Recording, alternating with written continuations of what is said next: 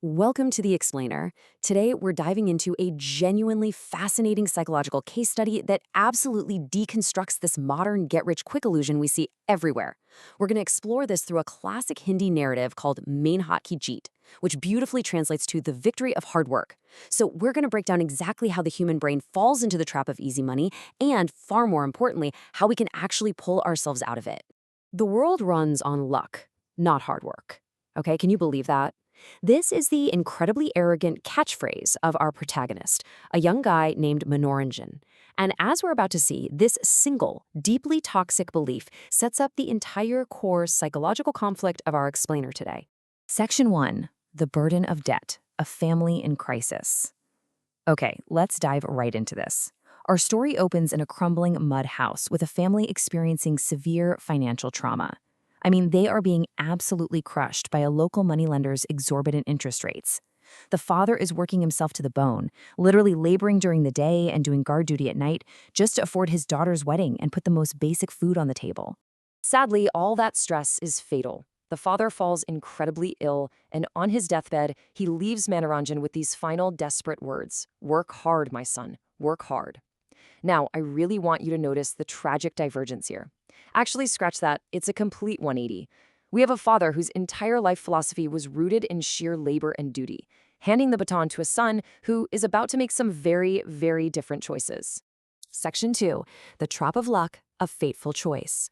So, a few months have passed since the father's tragic death, and the family is completely destitute. They are barely scraping by.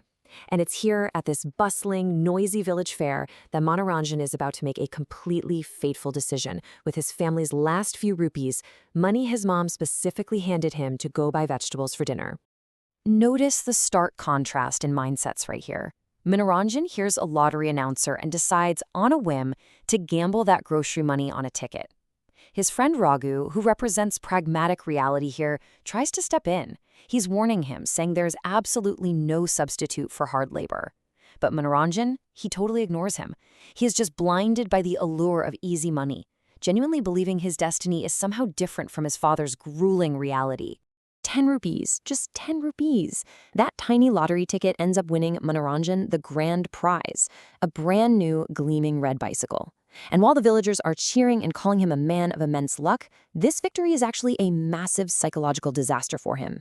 It cements this deeply toxic belief in his head. He becomes entirely convinced that he is divinely lucky and that he literally never has to lift a finger to work again. Let's fast forward 2 years, and Manoranjan has been on a rapid downward spiral. Winning that cycle made him completely give up looking for work. He just spends his days riding around, playing cards, and buying even more lottery tickets on credit. His laziness pushes his family to total financial ruin. His mom even has to sell her gold nose ring just to buy food. And eventually, the creditors come knocking, threatening to repossess that very same bicycle. Section 3. A Mother's Divine Trick, Desperate Measures. Well, Manoranjan flat out refuses a solid farming job, claiming he's meant to be some big businessman, not a peasant in the dirt. So his desperate mother and his sister, Shanti, realize they absolutely cannot reason with him anymore. Instead, they concoct this brilliant, high-stakes psychological manipulation to save him from himself. Here is the mother's exact master plan, which she brilliantly disguised as a divine prophecy. She wakes Manoranjan up in the middle of the night and tells him Lord Vishnu appeared in her dream. The prophecy was this: rent the 2 ponds on the east side of the village, clean the mud and filth out of them every single day for 3 months, and then, on the night of the full moon, Lord Vishnu will appear as the Matsya avatar, a glowing magic fish that will grant them limitless wealth. Talk about the ultimate gamble. To finance this elaborate trick, the mother takes on massive personal risk. She sells her very last pair of gold earrings, jewelry she had literally been saving for Manoranjan's future wedding, just to secure the rental of those muddy ponds. She is betting the whole shebang on the hope that this trick will finally cure her son's lottery addiction. Section 4. The Power of Hard Work, Sweat Equity. And you know what? Manoranjan, totally driven by his usual greed and blind faith in miracles, takes the bait hook, line, and sinker. The boy he used to refuse to even get out of bed is suddenly waist-deep in muddy water under the scorching sun, clearing out debris so that this so-called magic fish will have a pristine pond to arrive in. Now, here's where it gets super interesting. While Minora Jen was out there waiting for a magical shortcut, the daily, grueling labor was quietly performing a completely different kind of miracle on him. It was a biological reality. It's like he got a gym membership he never asked for. His hands developed thick blisters, sure, but his soft body transformed into a genuinely muscular physique. His lethargy was replaced by this glowing face full of vitality. He was becoming a strong, capable man without even realizing it. Section 5. The real jackpot. The final harvest. Okay, so after 3 months of intense manual labor, the night of the full moon finally arrives. Minoranjane sits by those pristine ponds all night long, chanting and eagerly waiting for this glowing, divine fish to break the surface and make him a millionaire. Let me ask you this directly. Did the miracle actually happen? No way. Morning breaks, and the waters are completely, totally normal. Minoranjan runs to his mother, breaking down in tears.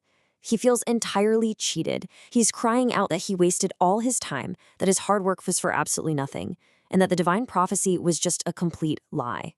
And that is exactly when his mom delivers this harsh but absolutely brilliant truth bomb. Do you know how many real fish are already in those ponds? That is your wealth. She confesses there was no divine dream, no magic fish. But because Mananjaran had spent 3 months cleaning and preparing those waters, the ponds were now teeming with a massive, highly profitable harvest of real, normal fish. And the local fish merchant was already lined up to buy them. It's such a genius move. His mother successfully took his destructive obsession with the illusion of the magic fish, instant wealth, zero effort, and channeled it right into the reality of the real fish: sweat equity, time investment, and guaranteed market value. She literally tricked him into becoming a successful agricultural entrepreneur. The realization hits him like a ton of bricks, and it's incredibly profound. He uses the massive profits from his harvest to finally pay off all his late father's debts. He realizes that waiting on luck was just a total waste of his life, saying, "Those who rely on luck get washed away, but those who trust their hard work find true success." He finally understands what his dying dad meant. Disciplined action, that's the only real magic there is. So, as we wrap up this explainer, I want to leave you with a final, provocative thought. Think about your own habits, your goals, your mindset right now. Are you sitting on the shore waiting for some magic fish to just jump into your lap? Or are you willing to step into the mud and start cleaning your pond? The real jackpot is always, always built through sweat equity. Thanks so much for joining me today, and I highly encourage you to reflect on what your pond is right now.